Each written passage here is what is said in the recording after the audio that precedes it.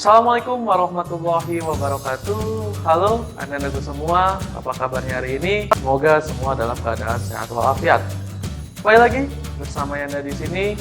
Selamat datang di Matematika Wajib kelas 12. Pada pertemuan kali ini kita akan mulai masuk ke topik yang baru, topik yang kedua, yaitu tentang kaidah pencacahan.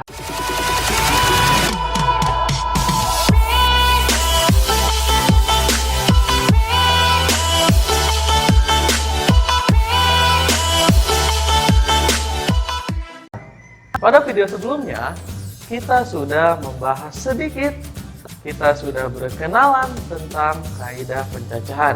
Apa saja yang akan kita bahas dalam topik kaidah pencacahan ini. Sebelum kita awali pembelajaran hari ini, mari kita membaca basmalah bersama-sama. Bismillahirrahmanirrahim. Sebelum kita berkenalan lebih dalam tentang kaidah pencacahan, ada satu hal yang harus kalian perhatikan, yaitu tentang notasi faktorial. Apa itu notasi faktorial? Ada yang sudah tahu apa itu notasi faktorial? Hasil kali bilangan asli berurutan itu bisa kita sebut sebagai faktorial. Di mana notasi dari faktorial adalah tanda seru.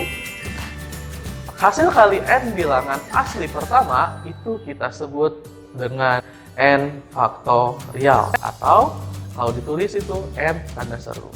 Untuk setiap bilangan asli n faktorial didefinisikan sebagai tanda seru, atau kita nanti sebutnya sebagai n faktorial, sama dengan n dikali n-1 dikali n-2, terus ya berkurang 1 hingga akhirnya dikali 1. Itulah definisi dari notasi faktorial. Yang ulangi lagi, untuk faktorial sendiri kita notasikan dengan tanda seru. N faktorial untuk setiap n-nya merupakan bilangan asli bisa didefinisikan sebagai n faktorial sama dengan n dikali n-1 dikali n-2 dan terus berkurang 1 hingga terakhir dikali 1. Lalu bagaimana dengan 0 faktorial? 0 faktorial itu bisa kita nyatakan sebagai 1. Menarik. Mengapa bisa 0 faktorial sama dengan 1? Silahkan kalian coba cari terlebih dahulu apa yang mengakibatkan 0 faktorial kita nyatakan sama dengan 1.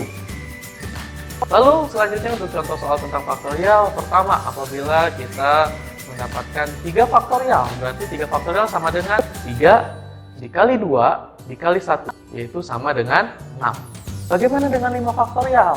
5 faktorial berarti 5 dikali 4 dikali 3 dikali 2 sampai dikali 1. Dari sana kita dapatkan bahwa 5 faktorial sama dengan 120. Lalu bagaimana dengan 6 faktorial, 7 faktorial, 8 faktorial, dan selanjutnya kalian cari menggunakan konsep faktorial tadi. Selanjutnya, bagaimana jika 4 faktorial kita bagi dengan 2 faktorial? Seperti kita ketahui bahwa 4 faktorial itu sama dengan 24. Sedangkan 2 faktorial itu sama dengan 2. Sehingga 4 faktorial dibagi 2 faktorial sama dengan 24 dibagi 2, yaitu 12. Lalu bagaimana jika angkanya cukup besar? Contoh 8 faktorial dibagi 4 faktorial. Haruskah kita menghitung satu persatu terlebih dahulu? Tentu tidak. Ada cara yang bisa kita gunakan, bahwa 8 faktorial itu bisa kita ubah menjadi 8 dikali 7 dikali 6 dikali 5 dikali 4 faktorial. Mengapa yang sampai 4 faktorial saja? Kita sepakat bahwa 4 faktorial itu sama dengan 4 dikali 3 dikali 2 dikali 1, sehingga tidak perlu kita tuliskan, sehingga mengakibatkan bentuk pembilang ada 4 faktorial, penyebutnya ada 4 faktorial, sehingga bisa langsung kita sederhanakan saja. Kita bagi masing-masing dengan 4 faktorial. Sehingga kita dapatkan 8 dikali 7 dikali 6 dikali 5 sama dengan 1680.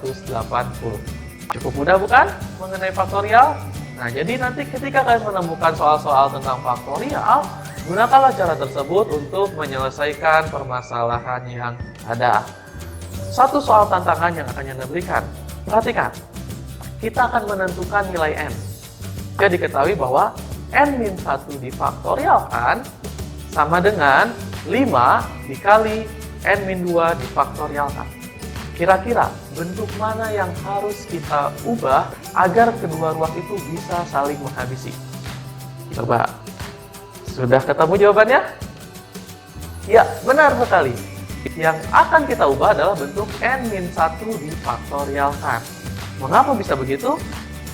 Ketika N-1 difaktorialkan, kita ubah bentuknya menjadi N-1, lalu karena berkurang 1, berarti dikali N-2 difaktorialkan.